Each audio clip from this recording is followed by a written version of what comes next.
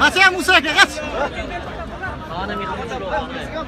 Han sen son oğlan. Patlamala. Canbaş hadi canbaş kim açı canbaş? Kim açı canbaş?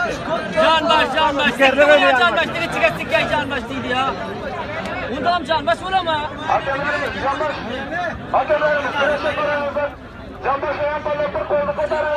Yok canbaş yok salam al. Canbaş yok akamayda la karavatı mı açıldı?